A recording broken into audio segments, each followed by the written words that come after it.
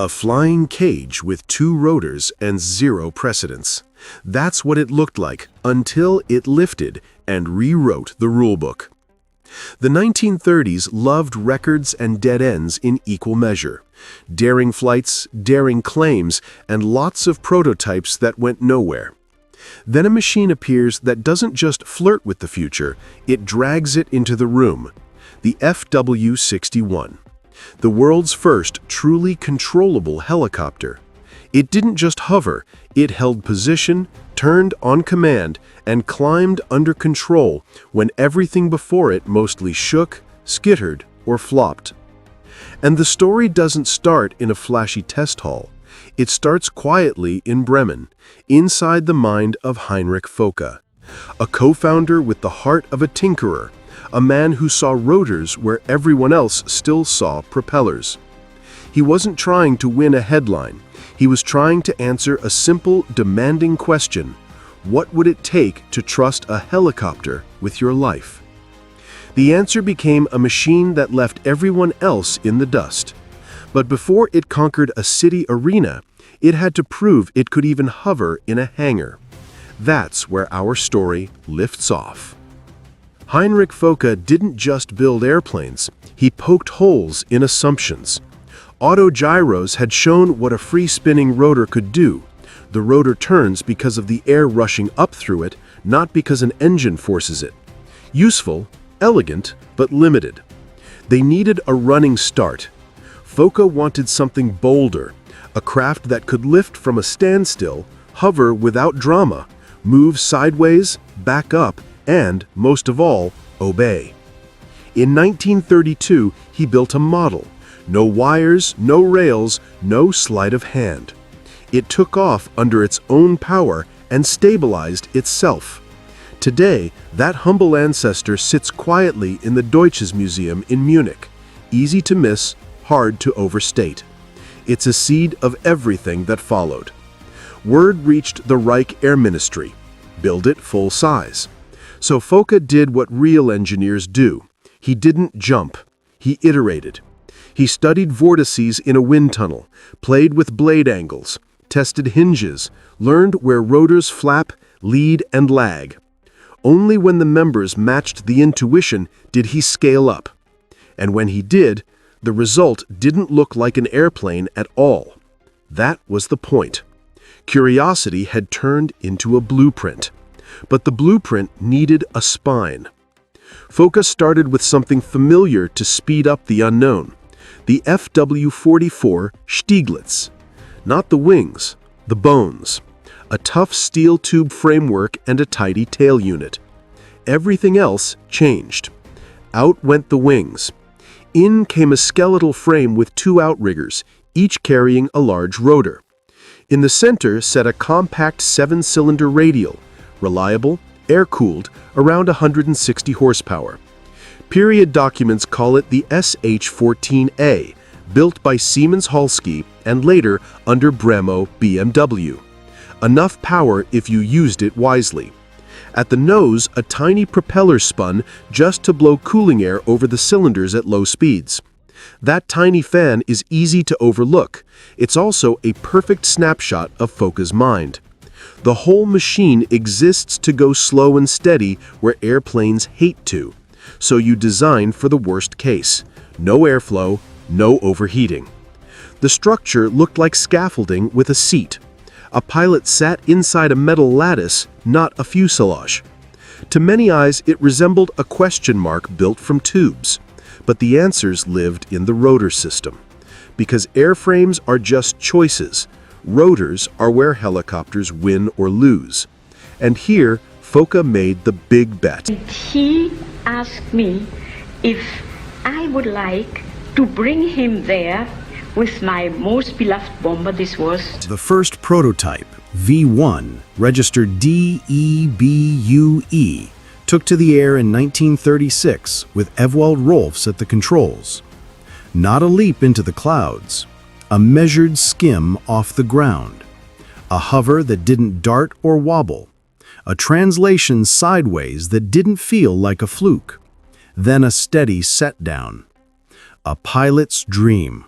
Response, without surprise.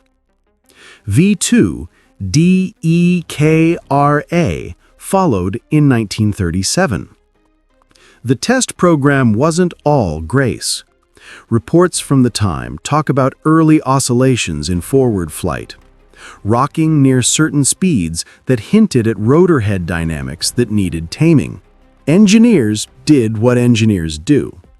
Tuned dampers, refined hinge geometry, mass-balanced blades, and wrote it all down. They documented a clean boundary.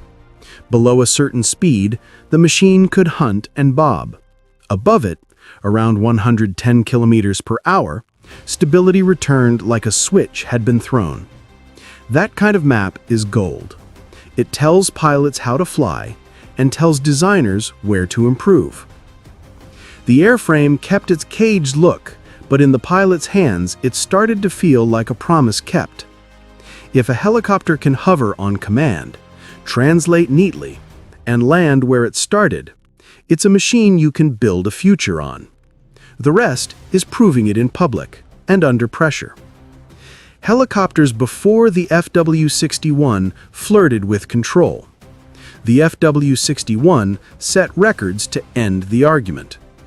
Rohlfs flew it for 2 hours and 20 minutes without refueling. He took it to altitude. Reports cite more than 3,400 meters. And he covered distance, over 230 kilometers in a single flight, a number that looked unreal in a world where most rotorcraft barely lasted a coffee break. The test team also rehearsed the scenario pilots fear most, losing power. Focke designed freewheel clutches into the drivetrain so the rotors could spin independent of the engine, letting the machine auto-rotate. That's the glide mode of a helicopter. You trade altitude for rotor RPM and make controlled landing. Accounts from the program say test pilot Carl Bode simulated a gearbox failure at around 2,000 meters. The result wasn't grace under miracles. It was procedure done right. A steady descent and a landing like a leaf.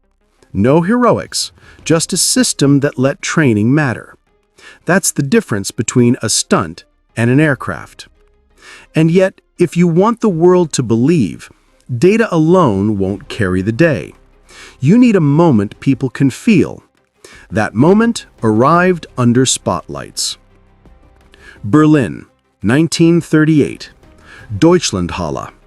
A crowd packed into a cavernous arena built for spectacles, not aviation. Hanna Reitsch, famed test pilot, calm in the cockpit and steel-nerved on a stage, climbed into the FW-61. No wind to help, no room for error. She lifted straight up, held the hover, slid around the floor, and then touched down as if it were nothing. Thousands watched a helicopter do helicopter things in a space that felt like a dare. No net, no guide wires, no acoustic camouflage. The sound of rotors filled the hall.